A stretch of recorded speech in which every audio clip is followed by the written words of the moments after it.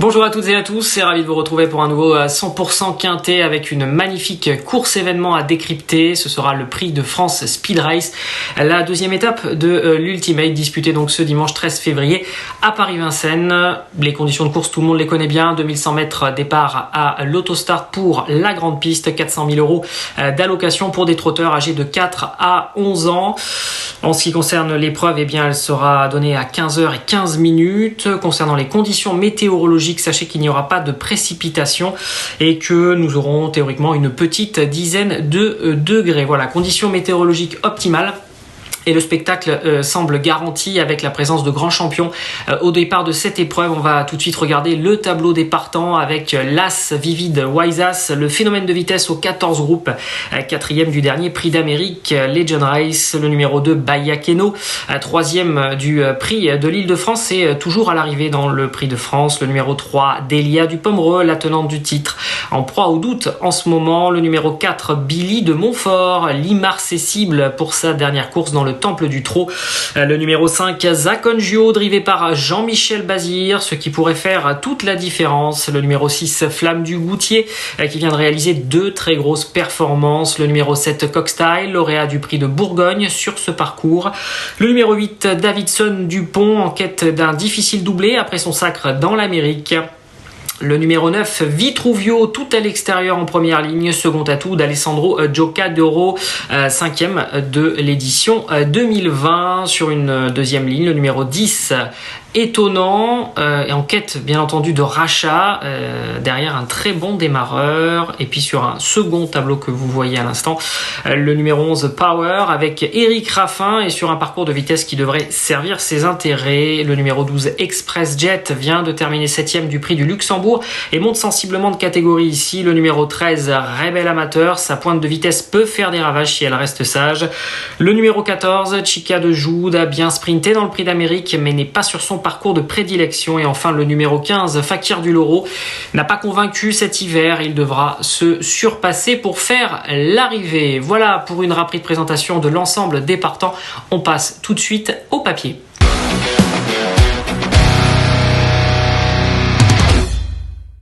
Et à tout seigneur, tout honneur, on commence bien entendu avec le numéro 8, Davidson Dupont. Difficile de ne pas le retenir haut dans la mesure où il vient bien entendu de remporter le prix d'Amérique Legend Race.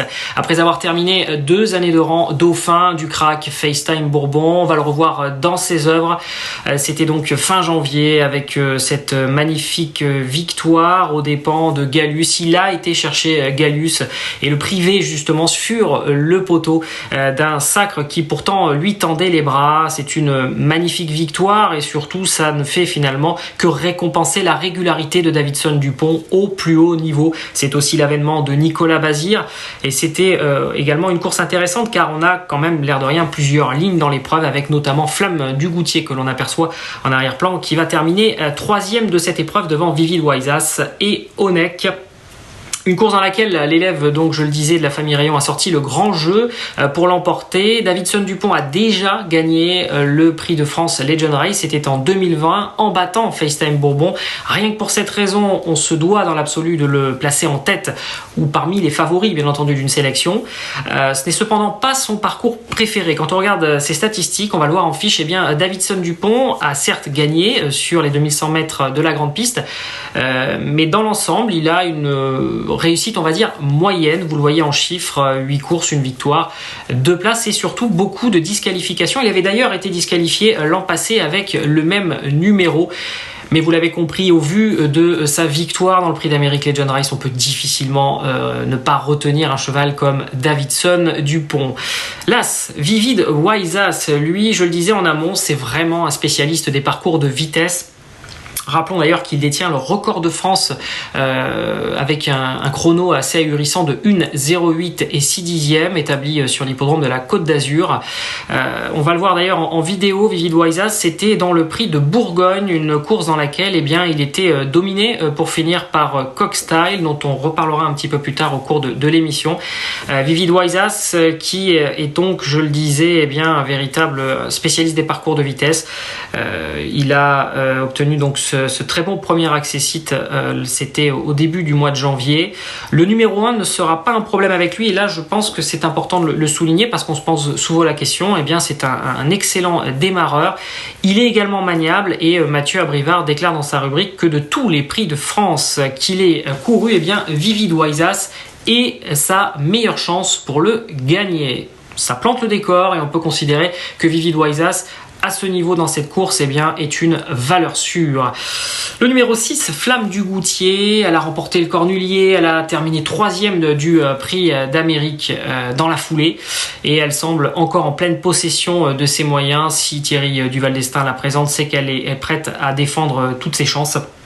Alors certes, les statistiques ne jouent pas tellement en faveur des femelles dans ce groupe 1, car si vous avez la curiosité d'aller regarder les palmarès, eh bien vous vous apercevrez que depuis le début du XXe siècle, il n'y a que 2 juments qui sont parvenues à s'imposer, Hilda Zonnette et Bélina Josselin. Alors, peut-être qu'elle ne gagnera pas, mais en tout cas, Flamme du Goutier, c'est une valeur sûre dans ce prix de France Speed Race. On enchaîne avec le numéro 5, Zacongio. Alors certes, sa seule tentative sur le parcours s'est soldée par une disqualification, et il a également été rapidement disqualifié dans le prix d'Amérique. Mais voilà, Jean-Michel Bazir y croit. Dans sa rubrique, il explique que Zacongio eh bien, lui a donné entière satisfaction au travail, trottant à un rythme d'ailleurs plus soutenu que Davidson Dupont. Il a effectué récemment 2 intervalles de 2000 mètres sur le pied de 1,15, et je le disais, donc Jean-Michel est confiant avec Zacongio. C'est lui qui est au sulky. C'est une épreuve qu'il a gagnée déjà à 4 reprises, et on ne va pas parler de la drive de Jean-Michel Bazir ici, car bien entendu on perdrait du temps. Tout le monde est unanime, le fait que Jean-Michel Bazir soit au sulky, ça peut sensiblement changer la donne, et c'est la raison pour laquelle, eh bien, j'ai décidé de mettre Zacongio assez haut dans mon pronostic. Nous le verrons tout à l'heure. Le numéro 10, Étonnant, c'est le favori battu du prix d'Amérique, alors qu'il était eh bien, aux commandes de l'épreuve jusqu'à l'intersection des pistes. On a vu à mi-tournant final, eh bien, Gallus a pris le large, et Étonnant est resté là. Il a été incapable de redémarrer.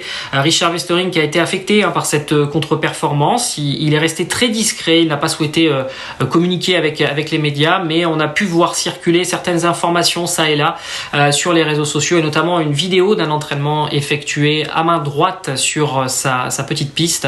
On n'en sait pas plus, en tout cas. Ce que l'on sait, c'est que Richard Westering a affublé Étonnant d'un emoji rouge, ce qui pourrait refroidir dans l'absolu les turfistes. Néanmoins, eh bien, vous le voyez en fiche, Étonnant est plutôt performant sur les 2100 mètres de la grande piste. Il a toujours fait l'arrivée en 2 courses. C'était dans le prix René Ballière et dans le prix de Bourgogne. Il sera en seconde ligne avec le numéro 10, mais dans le dos de Vivid Wysas. On en a parlé tout à l'heure. C'est un excellent démarreur, et si donc Vivid Wysas démarre, il y a fort à parier que Mathieu Abrivard démarre avec Vivid Wysas, eh bien, ça sera tout à l'avantage d'Étonnant qui sera dans son sillage, raison pour laquelle nous vous invitons à vous méfier d'Étonnant et à ne surtout pas le rayer. Le numéro 7, Cockstyle, on l'a vu à l'œuvre tout à l'heure dans le prix de Bourgogne en vidéo. Il n'a pu se mettre en évidence dans le prix d'Amérique, mais il va retrouver un parcours qui lui sied à merveille, et il s'entend également à merveille avec son driver Gabi Gelormini. Le numéro 13, Rebel Amateurs, disqualifié dans le prix d'Amérique, alors qu'on va revoir d'ailleurs cette phase finale du prix d'Amérique Legend Race, où très clairement, eh bien, Rebel Amateurs aurait très bien pu accrocher une 4e, 5e place, c'eût été possible. La 5e place était jouable, franchement. Voilà, seulement elle a fait la faute alors qu'elle était en train de terminer très fort. C'est dommage, car on le sait, eh bien, il faut qu'elle reste sage jusqu'au bout, mais Rebel Amateurs a cet avantage, selon nous, qui est de celui de savoir terminer ses courses, et si jamais, eh bien, ça a bardé devant, ça risque l'avantager. Et elle peut très bien venir, eh bien, comme on dit, à ramasser les morts en fin de parcours. Donc méfiance également à Rebel Amateurs. Et enfin, le numéro 2, Bayakeno, pour une première avec un emoji vert, ce qui a fait jaser pas mal de monde sur les réseaux sociaux. Bayakeno qui va eh bien, disputer l'une de ses dernières courses à Vincennes. Elle vient de terminer 3e du prix de l'Île-de-France, après avoir pas forcément déçu dans le prix d'Amérique. Elle n'a pas eu un bon parcours, tout simplement. Alors certes, elle enchaîne les courses, seulement voilà, Bayakeno, on peut difficilement la rayer, d'autant qu'en plus, elle a, attention, tiré le numéro 2 derrière les ailes de l'autostart, qui est un excellent numéro, et donc son driver n'aura que le loisir tout simplement de regarder ce qui va se passer entre ceux qui démarrent, ceux qui ne démarrent pas, et il pourra tenter de prendre plus facilement un bourdeau. Donc voilà, nous terminons cette étude avec Bayakeno. Eh bien, nous allons passer dès à présent à la sélection.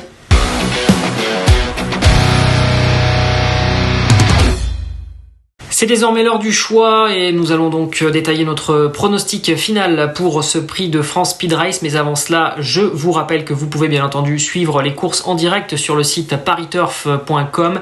Vous avez non seulement le live, mais vous avez aussi toutes les fiches avec les performances détaillées et le replay des courses. C'est une plus-value considérable, bien entendu, pour faire le papier. Donc n'oubliez pas que vous avez toute l'actualité sur le site pariturf.com.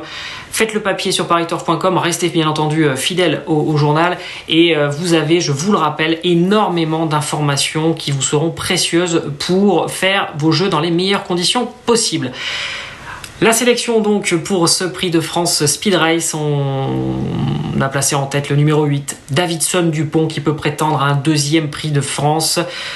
En deuxième position, l'As Vivid Wayzat, c'est l'opposition directe. Toutes les conditions sont réunies pour qu'il brille ce dimanche à Paris-Vincennes.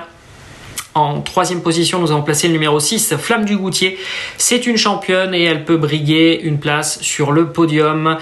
Méfiance au numéro 5, Zakonjo, que nous avons placé en quatrième position. C'est un peu l'X de la course, mais avec JMB à son sulky, un exploit n'est pas impossible.